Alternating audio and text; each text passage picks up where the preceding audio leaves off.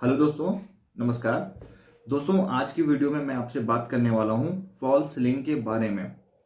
देखिए, YouTube पे तो आपको फॉल सीलिंग की काफ़ी सारी वीडियो मिल जाएंगी, काफ़ी सारे डिज़ाइन मिल जाएंगे। काफ़ी लोग आपको बताएंगे कि ये फॉल सीलिंग ऐसे आप बना सकते हो, ऐसे से काम कर सकते हो, या फिर ये पीओपी अच्छी होती है, ये वाली पीओपी आप लगाओ, ऐसे आप काम कराइए। तो हर चीज़ आपको मिल जाएगी। लेकिन इस वीडियो में खासकर ध्यान रखिएगा, ये वीडियो वो लोग जरूर देखें जो अपने घर का नया काम करवा रहे हैं, या फिर जो फॉल सीलिंग का काम करवाने वाले हैं। ठीक है, उनको ये नॉलेज बिल्कुल भी नहीं होती है, और ना ये चीज आपको कोई भी बताएगा। आप चाहे यूट्यूब पे कोई और वीडियो देख लेना, कोई नहीं आपको ये डिटेल बताएगा कि ऐसे ऐसे क्या चीज आपको मेंटेन करके चलनी है। और जब भी आपके यहाँ जो काम करने वाला है, जो आपको पीओपी काम करेगा, फॉल सीलिंग का काम करेगा, जब वो आपके घर में काम करने आएगा तो क्या चीजें आपको ध्यान देनी है कि आपके साथ गड़बड़ काम ना हो। मेन देखिए मुद्दा, पहले तो आते हैं थोड़ा बेसिक पे। होता क्या है यहाँ पे, मार्केट में अगर आप जाते हैं तो फॉल सीलिंग करने वाले लोग सस्ते में भी काम कर रहे हैं, मार्केट रेट पे भी काम कर रहे हैं, और मार्केट रेट से 10-20-30 रुपए एक्स्ट्रा भी काम कर रहे हैं वो लोग। तो यहाँ पे तीन कैटेगरी हो जाती है। सपोज दैट मान लेते हैं कि जैसे ये वाली फॉल सीलिंग है, इस फॉल सीलिंग का रेट लगभग 100 रुपए स्क्वायर फीट का आता है। मतलब 100 रुपए स्क्वायर फीट क्या होता है, रूम है मान लिया आपका 10x10 का रूम है, 10 फीट बाई 10 फीट का। तो 10x10 फीट का स्क्वायर फीट में कन्वर्ट करेंगे तो कितना हो गया, 100 स्क्वायर फीट। तो 100 स्क्वायर फीट को इंटू 100 से मान लिया। सपोज दैट मान लेते हैं कि ये पर स्क्वायर फीट का जो इसका फॉल सीलिंग का काम कराने का रेट है वो 100 रुपए स्क्वायर फीट है। वैसे इतना होता नहीं है, ज्यादा होता है, लेकिन समझाने के लिए मैं आपको समझा रहा हूँ, यहाँ पे बता रहा हूँ कि 100 रुपए स्क्वायर फीट लेके चलते हैं मीडियम रेट में। ठीक है, कि मीडियम रेट है 100 रुपए स्क्वायर फीट का। खर्चा कितना होता है 10x10 के कमरे में, 100x100 लगभग 10,000 रुपए का एक कमरा आपका बन जाएगा।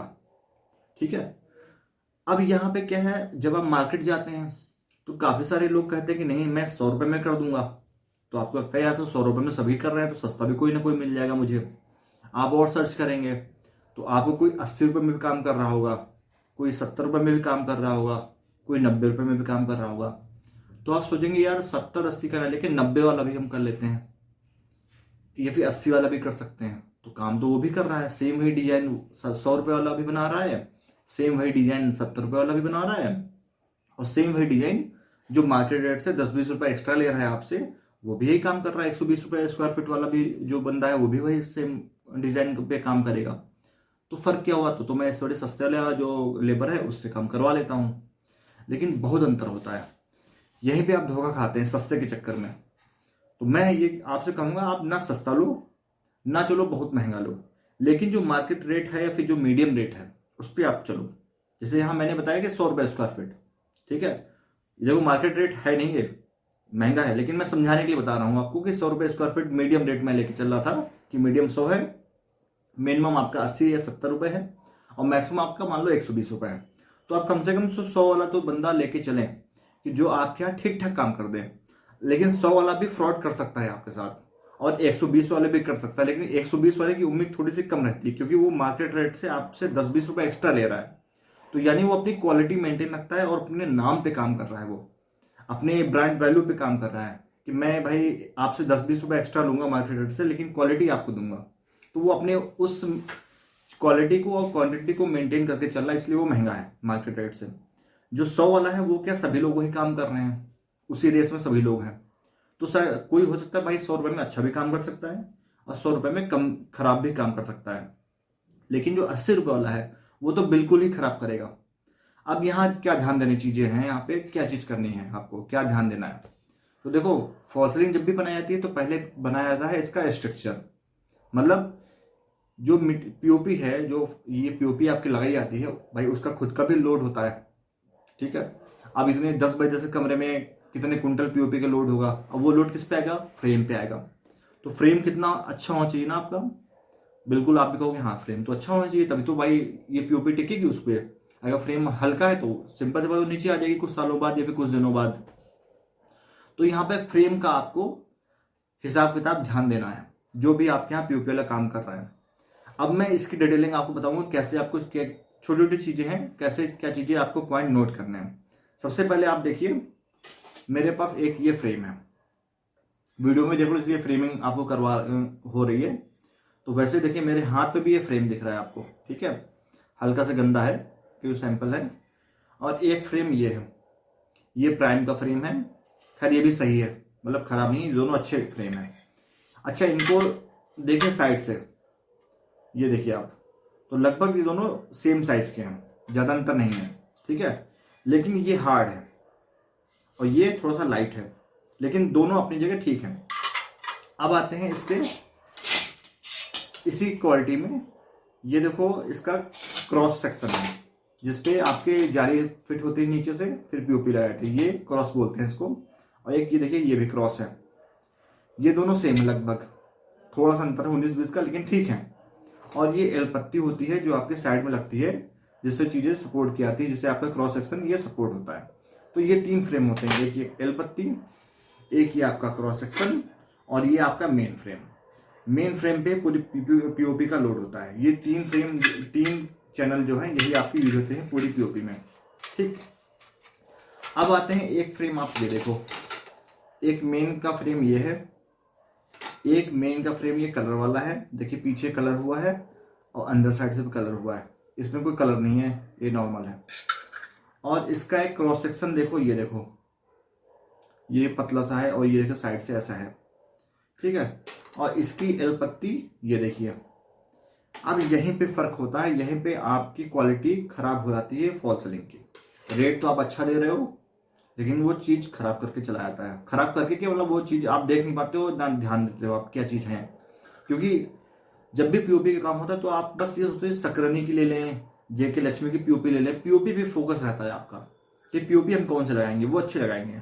लेकिन इन चैनलों पे बिल्कुल भी आपका फोकस नहीं रहता है, बल्कि इन पे ज्यादा फोकस करना चाहिए आपको।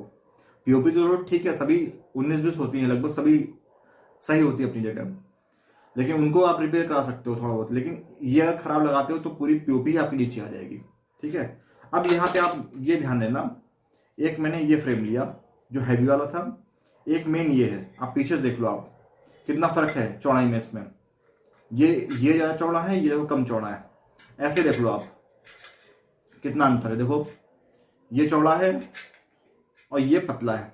साइड से भी देख लो, ये मोटा है ये पतला है।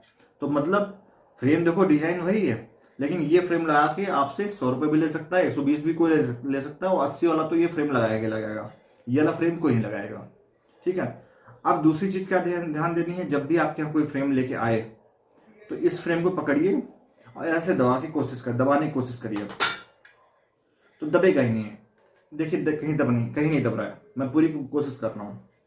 और दूसरा फ्रेम ये है या फिर ये जो है, दोनों लगभग सेम क्वालिटी, बस इसमें कलर है इसमें कलर नहीं है। कलर क्या देखने में आपको अच्छा लगेगा, कलर है, फिनिशिंग अच्छी है, जंग नहीं लगेगा, ऐसा कोई वो नहीं है। इसको ले लेते हैं, चलो इसको क्या है, इसको मैं दबाता हूँ, ये देखिए आराम से बेंड हो रहा है, आपस में देखिए चिपक जा रहा है और बहुत आसानी से दब रहा है। ये देखिए दबा के मैंने इसको ऐसा कर दिया है, ठीक है, आप खुद ही देख लो सामने। दूसरे को भी लेता हूँ, इसको भी मैं दबाने की कोशिश करता हूँ, ये देखिए दबा के मैंने इसको भी गोल कर दिया, ये देखो आप, मतलब एकदम थर्ड क्वालिटी के फ्रेम है ये। अब आते हैं इसके क्रॉस पे, जो अच्छा वाला क्रॉस है, ये क्रॉस है अच्छा वाला, हल्का सा फ्लेक्सिबल रहता है लेकिन ये अच्छा है, मतलब ये देखिए है, सॉरी ये अच्छा नहीं है, ये देखिए ये देखिए क्रॉस है, ये पूरा खत्म हो गया है मोड़ के, लेकिन फिनिशिंग देखो कितनी अच्छी है। ये बेकार फ्रेम है, ये देखिए खत्म, कुछ नहीं। अब आते हैं इस वाले फ्रेम पे, फिनिशिंग भले इतनी अच्छी हो, क्योंकि खैर रखे भी काफी दिन हो गए तो इसलिए फिनिशिंग खराब हो गई। इसको मोड़ते हैं, इसको देखिए मोड़ते मोड़ते तब इतना मुड़ा है, दबेगा, कोशिश करेंगे दबेगा, लेकिन इतना ही दबेगा, बहुत हार्ड है ये, इसको आप फिर उतने उस पर ला नहीं सकते हैं, काफी हार्ड है ये। तो ये सब क्वालिटी होती है। आप देखो एक ये है, ये पूरा ये हल्का सा दबा, ये पूरा खत्म हो गया। आप इसका सेक्शन देखो आप, ये चौड़ा है, ये है कितना पतला है। साइड से आप देख लोगे, साइड से देखो तो ये कितना पतला है, ये कितना मोटा है। तो यही सब क्वालिटी होती है, आपको ये सब चीज ध्यान रखनी है, क्योंकि इनसे केजी का फर्क पड़ जाता है। जब आपका बंडल आता है ना, जब आपके यहाँ पीओपी वाला आएगा तो पूरे बंडल आता है, इस मेन का पूरा बंडल आता है, और ये जो क्रॉस है आपका चैनल है इसका भी पूरा बंडल आता है।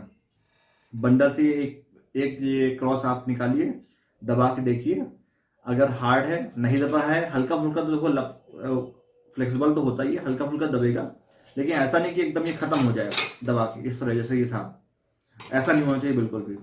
अगर ऐसा है तो वापस भेजिए, सीधे उससे बोलिए कि कम से कम 18 किलो का माल लेके आए, जो भी आपके मटेरियल आएगा, चाहे इसका हो चाहे मेन का हो, 18 किलो का होगा। अब वो कहेगा नहीं साहब 18 किलो का नहीं आता है, मार्केट में मिलता ही नहीं है।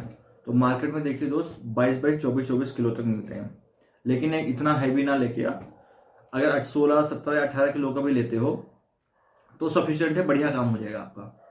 और 18 किलो एग्जैक्ट नहीं आता, ये भी ध्यान रखिएगा आप, तो थोड़ा बहुत फर्क होता है, हर जो डाई होती है, फ्रेम का फर्क होता है, इनकी गेज का फर्क होता है।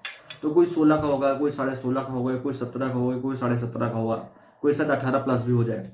तो इतना नहीं, 1-2 किलो का फर्क पड़ता है तो कोई दिक्कत नहीं है। लेकिन ऐसा नहीं कि आप 18 किलो का बोल रहे हैं और वो लेके आ रहा 10 किलो का। तो ये सब जो फ्रेम होते हैं ना, ये जो मुड़ गए एकदम, ये 10-10, 12-12 किलो के होते हैं। इसलिए जो है वो सस्ता मटेरियल ला के वो बढ़िया आपके यहाँ फिट करके चले जाएंगे।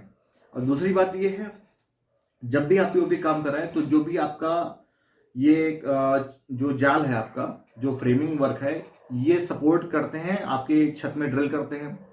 ड्रिल करने के बाद एक एल पत्ती से, ये आपकी एल पत्ती ना, ये देखो हल्की वाली एकदम खराब सी है, देखो ये देखो पूरी ऐसे मैं दबा रहा हूँ अंगूठे से ही तो दब के खत्म हो गई, देखिए। और एक ये एल पत्ती है, ये भी इतनी हार्ड नहीं लेकिन ठीक है, काफी हार्ड है, मतलब मुझे उंगलियों में दर्द हो रहा है, लेकिन ये देखो बेंड नहीं हो रही है। और अच्छा फिनिशिंग भी अच्छी है क्योंकि प्राइम की है, ठीक है। तो ये भी एल पत्ती बहुत हार्ड, मतलब अच्छी होती है, हैवी क्वालिटी की लेनी है आपको, ठीक है। ऐसे मत लेना उल्टा सीधा बेकार वाली मत लेना कि ऐसे उंगली से दबाओ आप देखो पिचक के खत्म। तो ये वीडियो आपको कोई भी नहीं बताएगा, आपको भी इतनी, अगर जिसने भी वीडियो ये देखी होगी तो आपको भी लगा होगा कि हाँ इतनी डिटेल किसी भी कोई भी इंसान आपको नहीं बता सकता कि चैनलों में इतना फर्क होता है, कोई मोटा होता है कोई पतला होता है, डिजाइन तो सेम है, सेम यू शेप होता है, सेम डब्ल्यू शेप होता है। तो भाई आपको देखने में लगेगा हाँ चैनल तो सेम होता है, लेकिन बहुत फर्क होता है इन सब चीज़ों में।